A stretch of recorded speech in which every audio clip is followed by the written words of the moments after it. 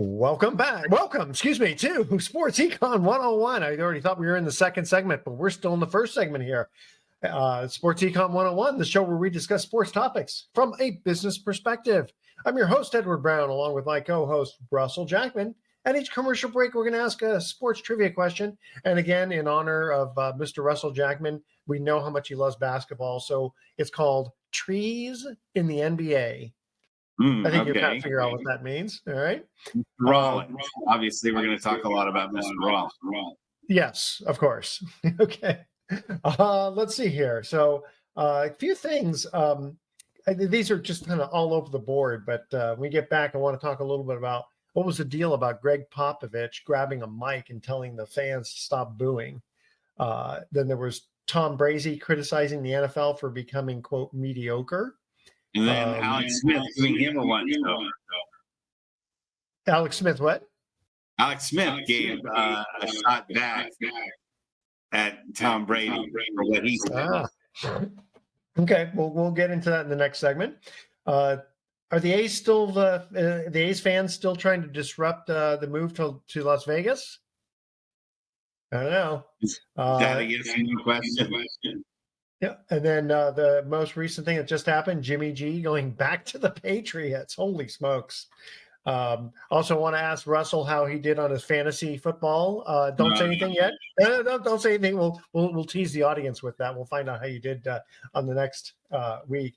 And then interesting, I happened to be thinking about Barry Sanders and saw a little documentary on him, and it kind of backed up what I thought, which was kind of interesting. In fact, the reason we were talking about Barry Sanders is at Thanksgiving, there was a friend of mine who we had Thanksgiving with who came from Detroit. So he was a big Barry Sanders fan. Okay.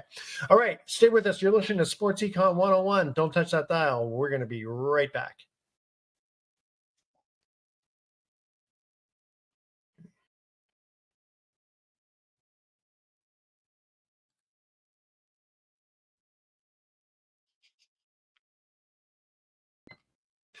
Welcome back to Sports Econ 101. I'm Edward Brown along with Russell Jackman. All right. First thing, hey, how did your fantasy team do? Just awful. I lost this week. I'm now 4-8, so my season is completely over. So, there's no way for me to come back and make any kind of a miracle. Even if I win the next 3 games, I'm still going to wind up being under 500. I lost this week to a team, and I lost by nearly 20 points to a team that didn't start a quarterback.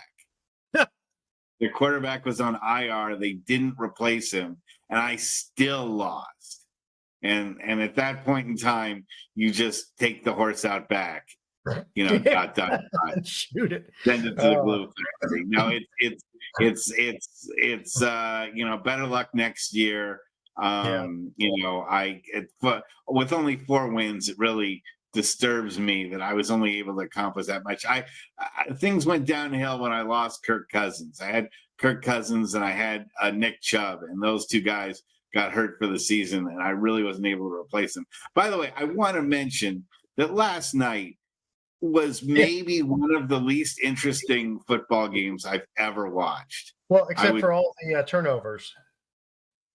Even then, I had it on, and I was so disinterested in what both of those teams were doing. It reminds me of the one time I watched a Monday Night Football game on the East Coast.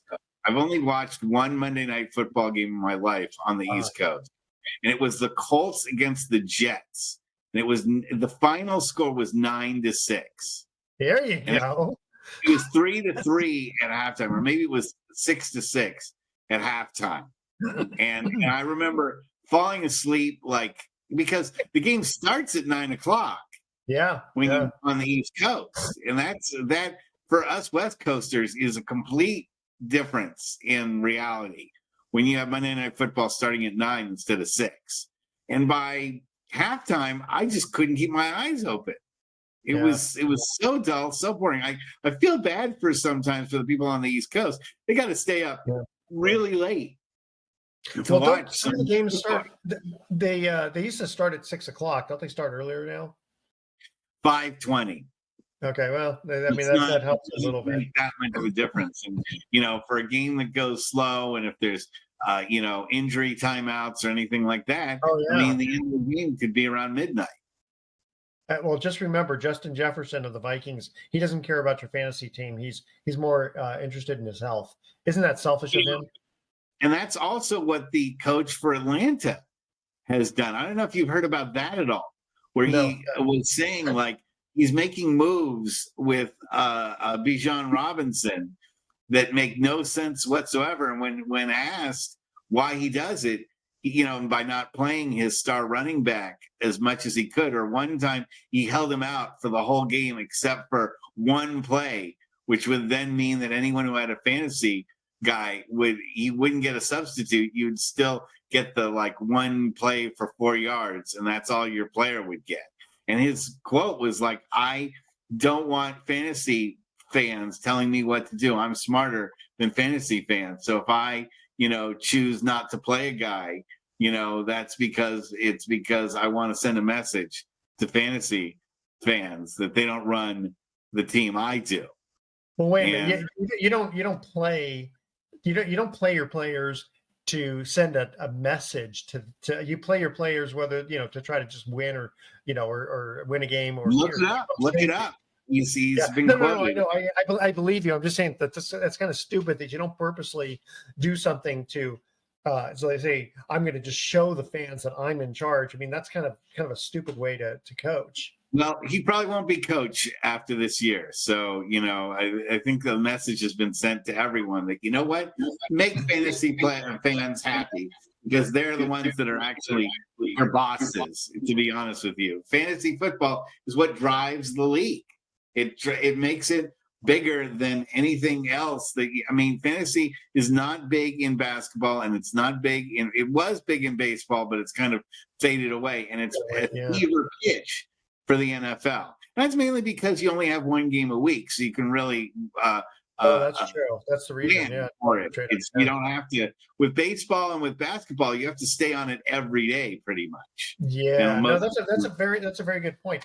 The thing, you just kind of wonder how much quote the mob gets involved. Sort of like what they did with boxing. If they're going to get involved with fantasy football, because there's so much money in it, to kind of pay off a coach to do what I he's think done. the NFL is very aware of that, and they realize what it would damage the product so much if that happened. And I also think the mafia doesn't want that much attention. I was just talking about that with a friend of mine, because we're thinking, with all these teams moving to Vegas, is the mob involved in any of them?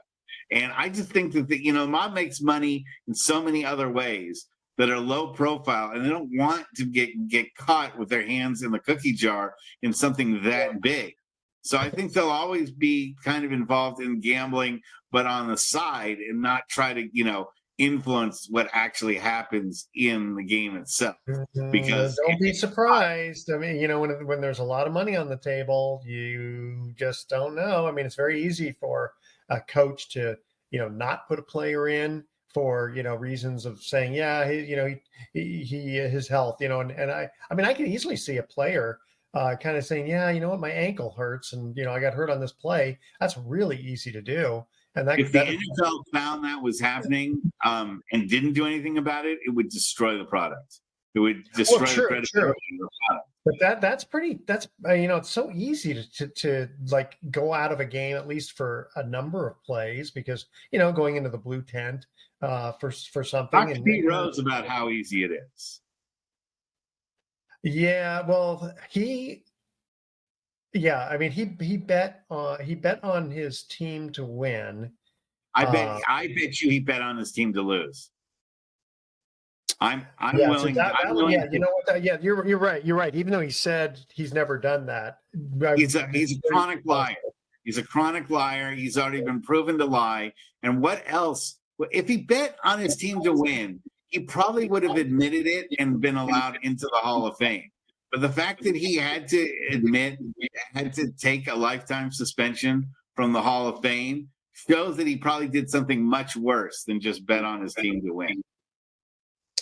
Yeah, it's interesting. We years ago we had a guest on and we were talking about this, and I originally had said, well, what's the big deal about if you bet on your team to win, if you bet on your team to lose? But this guy brought up an interesting point though. He said the thing is, if you bet on your team to win, you might take all of your starters, let's say, and position them to use all of them in one game just to win that game, and you're messed up for the next few days. And I thought, that's harder. That's harder to do. It's hard to guarantee that you're going to win a game, but it's very easy to guarantee that you'll lose a game if you're a coach. Absolutely, yeah. And Pete Rose was proven to be a guy that liked to take the easy way out when he was coach, and that he wasn't to be trusted. And so until he's willing to admit that he bet on his team to lose, which I believe is what happened, I don't want him in the Hall of Fame. Wow. Mr. Strict. or I've always thought there should be a Hall of Fame, but they should be on the corridor to the bathroom. There should be the Hall of Shame. And in the urinal, there should be like the pictures of the really worst offenders. Have to start going back in time to some of these players who. You should put Ty Cobb in the bathroom. Barry Bonds in the bathroom. Mark McGwire should be in the bathroom. Well, I don't think Mark McGwire should be in the Hall of Fame, even though he hit a lot of home runs. Whether or not he could put him in the Hall of Fame. But if you put him in the Hall of Shame towards the bathroom. Well, okay, gotcha. But I mean, even if, let's say, a real Hall of Fame. Hey, let's get to our break here. We got a trivia question here. Okay, we're talking about the NBA trees. All right. I was born in Nigeria. Okay, I was born in Nigeria. I went to the University of Houston and then was drafted with the Houston Rockets first overall. One of the two Twin Towers, I helped the Rockets to win back-to-back NBA titles. I was the first player in history to be awarded a season MVP, Defensive Player of the Year, and NBA Finals MVP all in the same season. Who am I? Stay with us. Sports Econ 101. I'll be right back. Welcome back to Sports Econ 101. I'm Edward Brown, along with Russell Jackman. Our first trivia question, NBA tall trees, as they say. I was born in Nigeria. I went to the University of Houston and then was drafted with the Houston Rockets first overall. One of the two Twin Towers. I helped the Rockets win back-to-back NBA titles. I was the first player in history to be awarded season MVP, Defensive Player of the Year, and MVP Finals MVP all in the same season. Who am I? You know the answer. Probably the most underrated player in the history of basketball. The Dream. Hakeem. Who? Hakeem Olajuwon. Yeah, Hakeem. That was my nickname for him. It was Hakeem. Yeah, Hakeem Olajuwon. Yes. I think he's the most underrated player in NBA history. Yeah, I think that most people forget what a really great player he was. Yeah. And you have people talking about how great LeBron James is and how great Wembanyama is. Well, he just started, but I know. You got to look at a guy like Olajuwon, at least for that 2-year period when he won those back-to-back titles. He played about as well as any player had ever played in the history of the NBA. Well, that's why he won all those MVPs in the same season. Yeah, yeah. Good. All right, moving on. A lot of people also forget that his first title was interrupted by the O.J. Simpson chase. 1994. Yeah, that his first title was interrupted when he was. Okay, so I remember the chase, the white Bronco. When you say it was interrupted, you mean the finals was going on and they stopped? Yeah, they did a split screen where they were showing Al Thompson as he was driving down the 405 freeway or the 5 freeway or something like that, maybe the 101, and at the same time, Patrick Ewing and Olajuwon were shooting free throw. Oh, that's funny. I forgot about that split screen. I do remember it was the slowest police chase in history, though. Yes. It'll always be intertwined. So yeah, and boy, what a boring chase that was. Yo, it sure was. I mean, I guess they just didn't know it was going to happen, and then eventually just kind of drove home and all that. Okay, moving on here. So there's a hint that Barry Sanders retired at the top of his game because the Lions were always bad as a team when he played. So it kind of deems demoralizing. It seems demoralizing. That's kind of a good question. If you get a chance, I think you'd like the if you haven't seen it yet, the Barry Sanders the documentary on him. I try to remember what the name of it was, but if you look it up on Netflix or something, you'll find it. And to me, I mean, he was the most exciting to watch. Before him, watching OJ was the best, and then suddenly Barry Sanders comes, and he's sort of chasing on the heels, so to speak, of OJ, and boy, I tell you, some of those runs he had, it was just it defied logic. Well, I would, the thing that I wonder about is why, unlike nowadays, where guys demand a trade from a crappy team to a better team, why he didn't say, trade me I will sit out this season unless you trade me. And we've seen how that worked spectacularly well for Le'Veon Bell. That just really made his career. Okay, sparkle. so when you watch the documentary, I think that part will probably come into play because he was like one of 11 children, and his dad seemed like a really good role model from the standpoint of just like the old like when you make a touchdown, act like you've been there before type of thing. I mean, he never spiked the ball; he just kind of handed it to the ref, and he was never about his own records. To be able to beat this guy's record or that guy's record. I mean, he would sit down. He seemed like he didn't really want the attention. And again, I think that's a lot of it from his upbringing. And so that's probably why. I mean, I'll bet if he asked his dad, "Hey, should I stay out a year and demand a trade?" His dad would put a slap him across the face, probably. Well, but I'm also surprised that another team didn't say, Detroit, we're going to give you an offer you can't refuse, like the way that the Herschel Walker deal, and just say, a team that was contending but needed a running back. And there were a lot of teams like like the Dan Marino. Dolphins. Yeah, you had Mark Duper and Mark Clayton, but no running game. No running game. Tell me who the running back was during that time. That's a good point. Because they came so close. Right. If they'd had a top-notch running back, they probably would have won at least one title. Yeah. But they didn't. Yeah, because they lost to Washington. They lost to the Niners big time, but they lost to Washington because of Riggins, that explosive running game. The diesel. Yeah, that was the one thing they were really missing. They also didn't have a really good defense.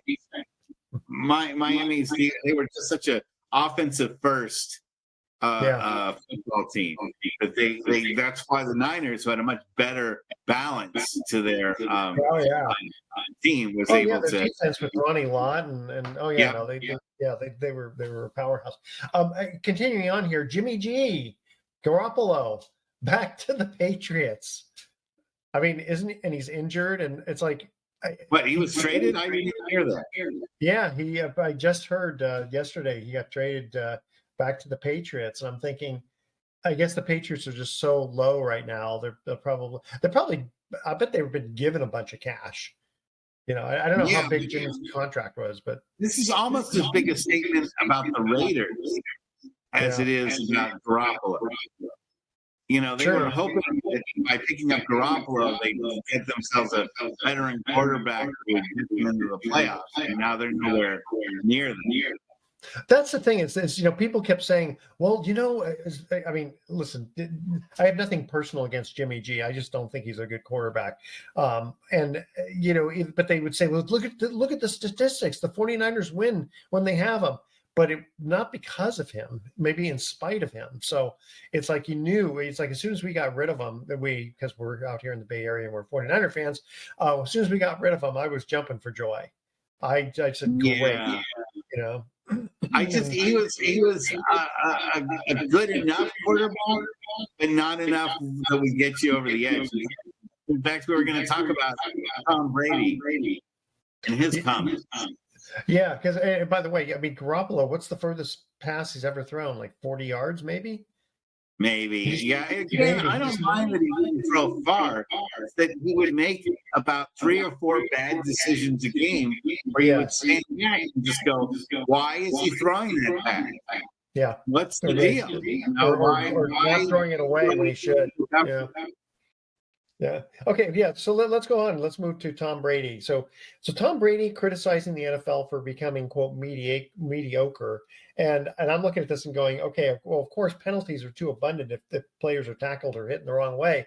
You know, it's really kind of unfair to the defensive players. I mean, I was watching the game last night, and there was a roughing the passer called, and when you look at the play, the defensive guy specifically put out his hands to like almost like a push-up type of thing so that he didn't put all of his body weight on the quarterback, and he still got called.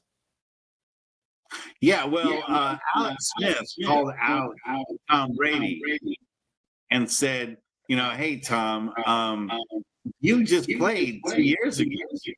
So if you're saying that the rules are wrong and make it too easy for quarterbacks to win and that quarterbacks are now less talented than they were and still able to, you know, get huge numbers because of how they're protected. He said, well, you were the one that was protected. And in fact, a lot of the rules were made to protect you. Yeah, exactly. So, you know, that's true. Yes. You know, so why are you putting down today's quarterbacks? In fact, he said right now he feels that we're in a golden age because there's so many great defensive backs out there. You know, you do have quarterbacks that are, you know, getting a lot of great yardage and a lot of great speed. And the game is so successful. So I mean, and even with you got a lot of good running quarterbacks. Yeah, you know, but even with all that protection, we've seen a lot of quarterbacks go down this year. Yeah, that's true. Well, again, a lot of these guys are just bigger and stronger than the older guys from years before them. Okay, you ready for our next commercial break here, my friend? Yeah. All right, talking the NBA trees. Listed at 6'6" officially. I don't think I've ever reached that height. One of my nicknames was the round mound of rebound. Got it. There's something or other. I played ball at Auburn. I was drafted by the Sheriff, also known as the Sheriff. The Sheriff? Yeah, that's right. I forgot about that nickname. Drafted by Philadelphia 76ers in 1984. After Philadelphia, I played with the Suns. From there, it was to the Houston Rockets. When I retired, I was one of only 4 players to reach 20,000 career points, 10,000 rebounds, and 4,000 assists. Who am I? All right, that's our trivia question. Stay with us. You are listening to Sports Econ 101. Don't touch that dial. We are going to be right back. Welcome back to Sports Econ 101. One more time, I'm Edward Brown, your host, along with Russell Jackman. Our second trivia question, listed at 6'6" officially, which he says, I don't think I ever reached that height. You know, I guess he just played like a bigger man. But he's reached that width. That's why one of his nickname was Round Mound of Rebound. I want to say rebound. Round Mound of Rebound. Answer something or other. I love that one too. I played at Auburn, drafted by the 76ers in 1984. After the 76ers, he played with the Suns, and then he went to the Houston Rockets. One of only 4 players to reach 20,000 career points, 10,000 rebounds, and 4,000 assists.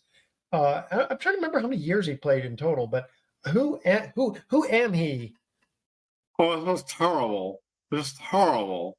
And that's the number one hater of the Golden State Warriors, Sir Charles Barkley. That's right. Why was he such a hater of the Warriors? He was mad that they were an outside shooting team that won a title. He swore that no team that ever primarily shot 3-pointers and didn't have a great inside game could ever win an NBA championship. And now they've won 4.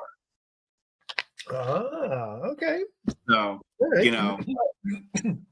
He's also he's also getting his own talk show.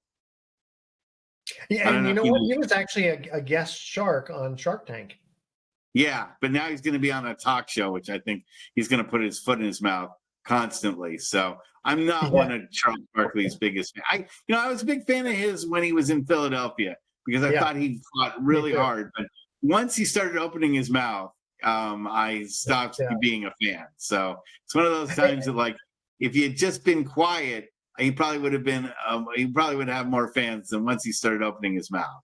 well, not only that, but he was probably the guy who traveled the most shooting his 3-pointers. That step back, Oh yeah, right? yeah. Well, You take like until two at two least or three until Harden steps. came around. At least until Harden came around. So Um, oh yeah, that's true. But boy, I don't know, Barkley. It sure seemed like it was a lot clearer of a travel. And yeah. when I look, it's Well, like he just stopped, again, then he just stepped back and plant his other foot and then shoot. yeah. He was a good rebounder, Again, he was one of the stars, so he got a little bit of beneficial treatment. But though. again, as an announcer, not as big a fan. No, he doesn't quite have the panache that's needed. Same thing with Shaq. It's a little bit too with Shaq. It's a little bit too docile. I'm thinking about when they have the five guys sitting around, um, analyzing games. I mean, it's kind of fun that those two kind of go at each other a Oh little yeah, bit. yeah. No, they have had quite a few things back and forth. But I had a quick topic I wanted to throw out there, Sure, go ahead. and that is a lady by the name of Tammy Stitch, who was known as Sunny for the WWE, was sentenced to 17 years in jail for a DUI death that she caused. Ooh, After she gotten out of jail for a DUI, 8 months later, she was 4 times the limit, wow. 0.36, That's like 0.036. how can you even function at 0.36? Well, that's how you function at 0.36 is you drive into somebody and you kill them.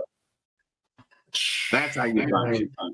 And so she's gotten 17 years. She was known as the first WWE diva, the first real pretty girl that was involved in wrestling more for her looks than for her toughness. And he had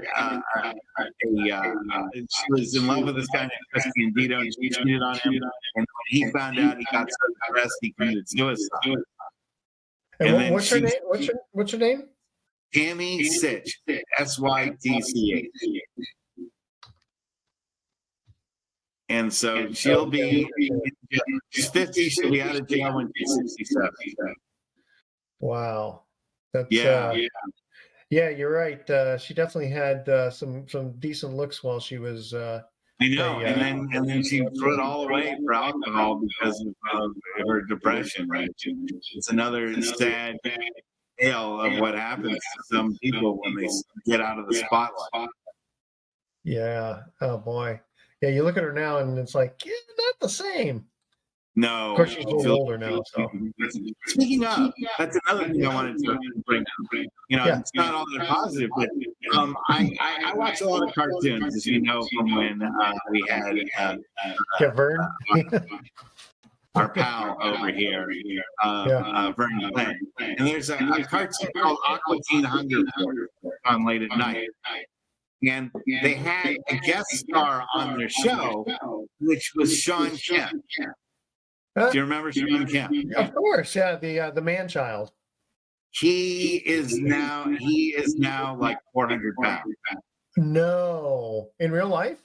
Yes, you need to look at a picture of him. It's just amazing how he has eaten himself out of shape in a way that looks like he wants to become a sumo wrestler. That's sort of like Refrigerator Perry. Of course, he was a big guy to begin with. But, yeah, that's the thing. Perry was never in good shape. No, Sean Kemp was in phenomenal shape. When he was under Sean Kemp. dunking and all that stuff. And I'm not trying to cast aspersions to people who are overweight. I mean, I'm not perfect. I'm not, you know, a male model. But I mean, to see someone go like that far out of shape, I couldn't recognize it. At first, I would thought, you know, the show was doing something to make him look fat. And then, you know, I like looked at another picture of it. I was like, oh my God, I didn't even recognize it. Wow. He's only like 54 years old. I know. Yeah. He's like, how many years younger than me? I just can't understand how a professional athlete understands nutrition, that did have life and was in really good shape. How you can let yourself go that much? What was he in jail for? It said that he was released from jail. I don't remember what he was jailed for. I just know that he, as I said, he just put on a crazy amount of weight and is almost unrecognizable with you know what happened to him. So you know, it's a tragedy for people that you know when they get out. And I've seen it happen to some wrestlers too. But a lot of those guys were on steroids once they get off steroids, stop working out. You know, it all turns flat. Yeah, that's the thing is, you definitely have to continue at least working out. Or at least not eating like you know it was going out of style. I mean, you look at a guy like Dr. K. He's not going to get in and shoot hoops anytime soon, but he's still in pretty good shape. I mean, he's still thin and looks pretty good. And Jordan looks pretty good. Nobody stays in perfect fighting shape. Listen, I'm 63, so I know what it's like to get the old bones moving. It's right. Hey, you can't eat, you know, eight Big Macs a day or something like that. No, I've had to limit it down to 6 now. Yeah. I mean, $15 a piece. That's going to be pretty expensive. Yeah, that's another issue. That's a completely different story. Just really quickly, one last thing I had here was with basketball. So Greg Popovich grabs the mic, and this happened last week, and he's telling the fans to stop booing former Spurs Kawhi Leonard, who now plays with Clippers. So I'm trying to remember if Kawhi, I mean, he was a favorite when he was with the Spurs. I'm guessing that he must have left on bad terms. I don't remember, but the thing is, for a coach of the, to tell the fans to stop booing, it's like, really? I mean, that's illegal. It would be like, we're better than that or whatever. And it's like, you know what? The fans should be able to do whatever the fans want to do. I'm not in favor of booing players in general, but I just think it's really weird to have a coach, tell the fans to. It's one thing when they're throwing things on the floor. That's specific, but just to boo someone, that happens all the time when a player comes back and or so the whole stadium doesn't like a player for whatever reason, and every time he touches the ball, that happened with Draymond Green. Every time he touched the ball, fans were booing. Now it's not that he got traded. As a pro wrestling fan, I can tell you one thing: whenever you tell an audience to stop booing, that is one way to guarantee they're going to boo you even more. Of course. People become, infantile sometimes in the audience. And if you ever tell an audience what to do, they will usually turn on you and, start doing the exact opposite of what you tell them. So wait a minute, how does that happen in wrestling? What do they tell the fans to stop booing a I did that all the time as a manager. I would come into the ring and I would tell everyone to quiet down and listen to what I have to say. And that would immediately cause the fans to start booing and saying, "You suck," and making as much noise as humanly possible, which is really what I wanted them to do. I know, I was going to say, and you loved every minute of it. Yes, I did. Yes, I did. And it's still something.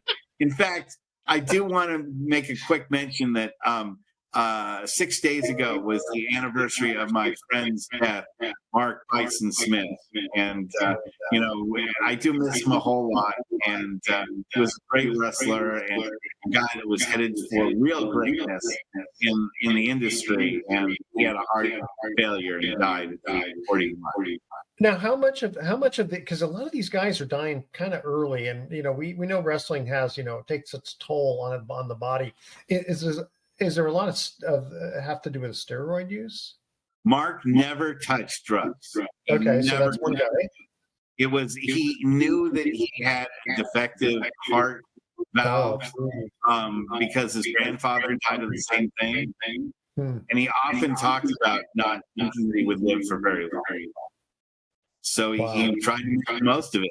I mean, he was in perfect shape. I mean, he looked like any of the huge wrestlers. But that's another thing too, is when you wrestle, sometimes there's steroids as a part of it. A lot of times guys are mixing pain drugs with alcohol, and that's a huge issue. But sometimes it's just you're putting so much stress and so much work. I mean, the way wrestlers work is that they really, people say, well, they only play 15 minutes. They only wrestle for 10, 15 minutes max. But it's so intense. It puts their heart under so much strain. I mean, just think about like boxing. They're 3-minute rounds, and they're just exhausted. Exactly. Yeah. If you look at what a wrestler does in a 15-minute match, that's more than most football players get for an entire football game of playing. Oh, I definitely would agree on that. With no timeouts, and no switching of sides. You've just got to go in there and you've got to keep moving. That's why sometimes we have when they get locked in a headlock type thing, that fans don't let you do that anymore. You used to be able to do that in the 70s and 60s, but from the 80s on out, if you did that, people started booing and saying boring. So now if you watch a modern match, they do not stop moving. They constantly are in motion, and you don't have wrestle. It's good, but it's incredibly stressful. Hold on. We got to get to our last commercial break here. Okay, so playing in both the ABA and the NBA, I was the first player to spin, do whirls, and provide monstrous acrobatic slam dunks for the fans. I made my fame with the 76ers and won a championship in 1983. I was voted one of the top 50 players in history.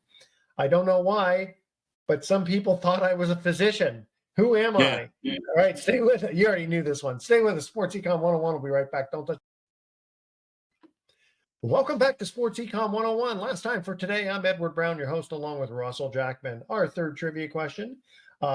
Playing in both the ABA and NBA, because I still remember when the ABA had the red, white, and blue ball. Yes.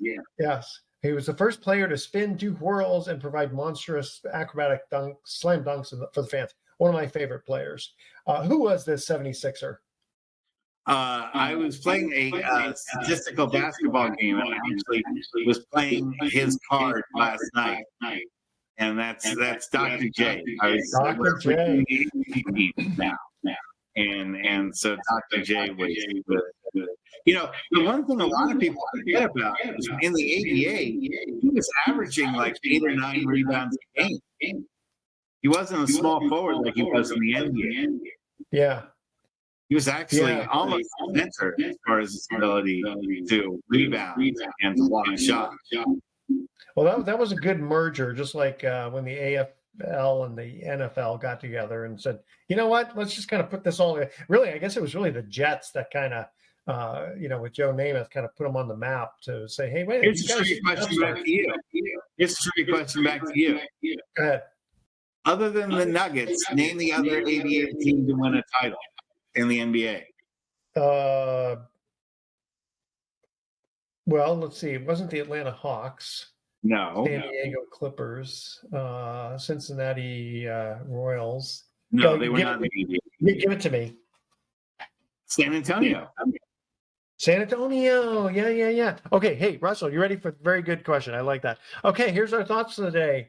What happened to the turkey that got into a fight? He got the stuffing knocked out of him. Okay.